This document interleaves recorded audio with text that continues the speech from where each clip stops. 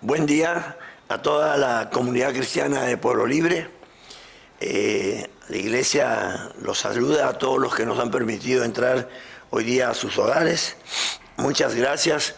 Renovamos después de un descanso de una semana, creo que 2 semanas no hemos tenido temas por YouTube, pero ha sido por razones de fuerza mayor. Retomamos ya hoy día nuestras clases, también hay clases los domingos en el discipulado de nuevos creyentes. Recuerden, 9:30 de la mañana. Eso es muy bueno, empezar a discipular gente nueva. Consulte con su líder de Casa de Paz. También la oración los días lunes, en la noche, en la madrugada. No se olvide que el motor de este ministerio siempre ha sido la oración y lo seguirá siendo.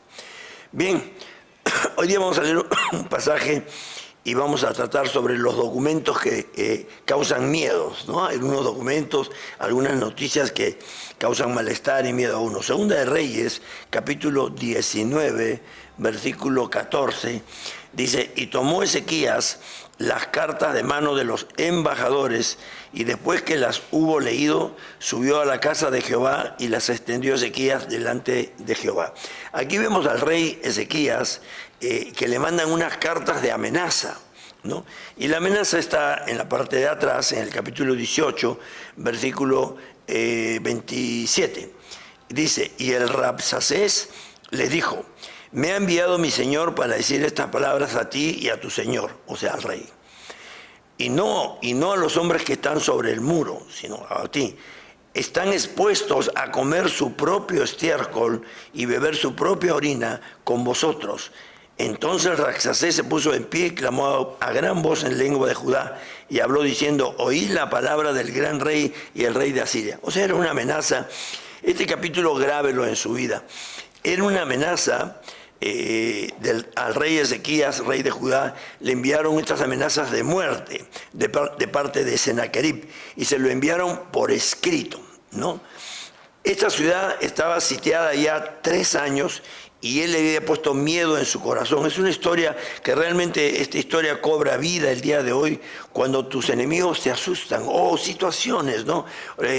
Digamos, una radiografía que dice que tienes un cáncer, o una ecografía, una resonancia magnética, una carta del banco, ya qué sé yo, cualquier cosa que por escrito te causa temor, te causa miedo y te asusta. Segunda de Reyes 18:27, téngalo ahí bien clara la amenaza: tus hombres comerán su propio estiércol y beberán su propia orina. Es una amenaza un poquito fuerte, radical, pero también le dice: ustedes no dependen del Dios del cielo.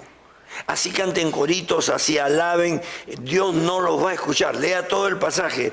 Y el miedo aparece en Adán la primera vez, cuando se esconde. Dios le dice: ¿quién te enseñó a tener miedo?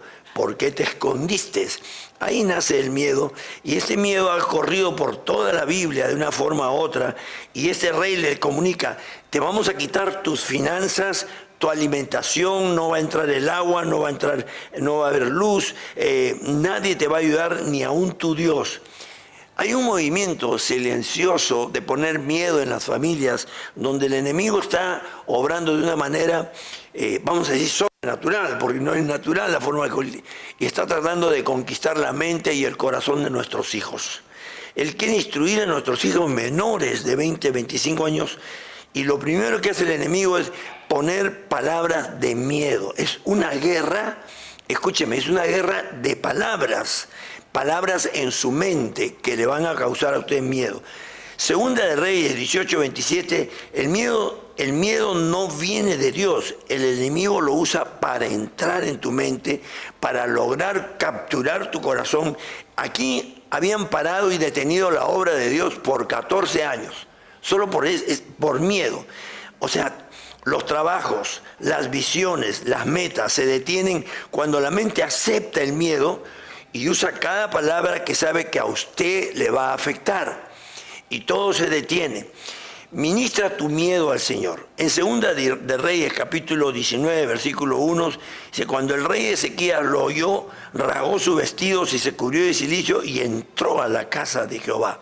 O sea, lo primero que hace el rey, la actitud del rey Ezequías fue ir al templo a buscar a Dios. Lo primero que hace un hombre o mujer o niño o lo que sea, que tenga un cierto grado de miedo que sobrepasa tu entendimiento, tienes que ir a buscar a Dios porque tiene las respuestas. En Segunda de Reyes 19, versículo, vamos a ver, 19, sí, 5 y 6. Vinieron pues los siervos del rey Ezequías a Isaías, e Isaías le respondió: así diréis a vuestro señor, así ha dicho Jehová, no temas por las palabras que has oído, con las cuales me han blasfemado los siervos del rey Asiria. El profeta le dice: no tengas miedo, confía en Dios. Todo este asunto, en el asunto que te encuentras hoy, porque no es que pelean contra ti, pelean contra mí, dice. Entonces, en Segunda de Reyes 19:14, el rey enemigo envía unas cartas y ya no envía palabras, sino amenaza por escrito. Esto nos sucede a nosotros cuando un doctor dice: bueno, pues tienes una hija que es estéril o tu esposa es estéril, y te da una nota, o una nota viene del banco, o un examen médico de sangre, una carta de divorcio, una extorsión, cualquier cosa que cause miedo y que te la manden por escrito. Pero él, miren lo que hizo, la leyó y la puso delante de Dios.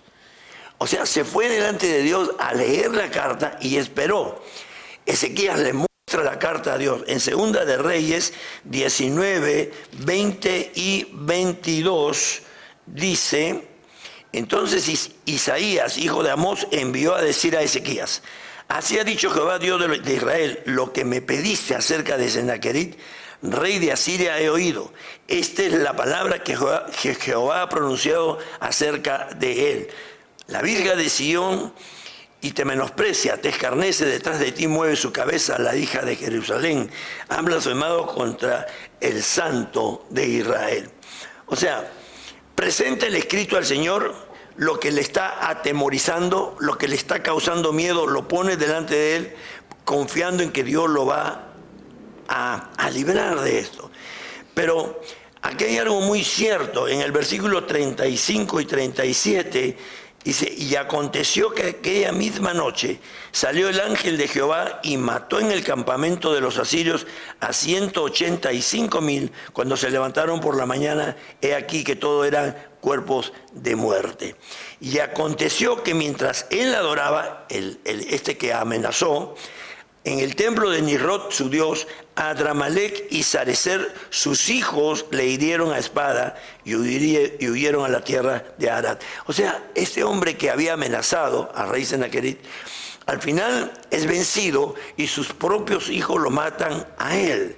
O sea, mientras que en el Salmo 35:5 dice que él envía a sus ángeles a que los acose y los persiga. Son versículos fuertes, pero hay que leerlo, porque mientras que usted adora, los ángeles se encargan de resolver sus enredos, sus desastres o todos los acontecimientos alrededor, porque usted presenta sus temores, sus miedos, sus cartas, sus escritos en el trono.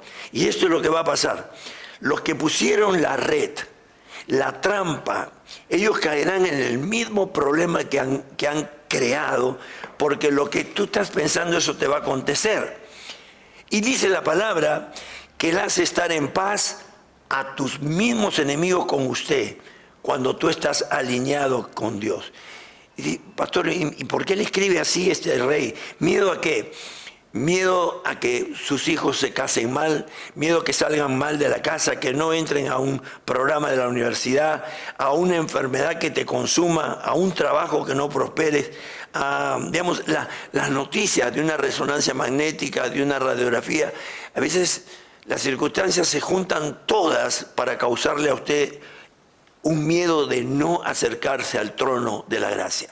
Dice: acercándonos al trono de la gracia para hallar el oportuno socorro. Cuando nosotros tengamos este tipo de miedos, miremos el reloj de Dios, donde toda la humanidad tiene esperanza aún de entrar. Mateo 25:25 habla del siervo que escondió el talento. Este miedo paralizó al siervo que no pudo fructificar con lo que tenía y él escondió el talento. ¿Por qué? Emprenda un trabajo nuevo. Siembre y coseche y verá usted unos resultados extraordinarios cuando empieza a administrar lo que Dios le ha dado. En Génesis capítulo 3, versículo 10, Adán respondió: te vi en el huerto y porque estuve desnudo tuve miedo. Primero entró el pecado y después el miedo. El miedo es un espíritu que paraliza nuestro caminar. Ni siquiera es un sentimiento. El miedo es un espíritu. Y Dios dice, no nos dio espíritu de temor, sino de poder, de amor y de dominio propio. Adán, como había pecado, tuvo miedo, pero no supo qué hacer, de ir al trono de la gracia y saber pedir perdón. En Job 3:25, y estoy terminando para que usted tenga un tiempo de meditación, el miedo es un imán al desastre. Lea usted Job 3:25, dice, pues lo que temo viene sobre mí, lo que me atemoriza me sucede. Él pensaba que sus hijos podían morir y todos los días presentaba ofrenda, pero el miedo es un imán al desastre. Los hijos de Job murieron y él pensaba que cada día algo le va a pasar, algo le va a pasar. Uno atrae los desastres cuando se concentra y cuando realmente usted está enfocado en esos miedos escritos o verbales. Hoy es un día donde usted se va a despejar en su corazón y en su mente y va a quitar esos miedos y temores. Acompáñeme en esta oración. Señor, yo recurro a ti esta mañana para que todos mis miedos y mis temores queden delante de ti. Yo me acerco al trono de la gracia para hallar ese oportuno socorro.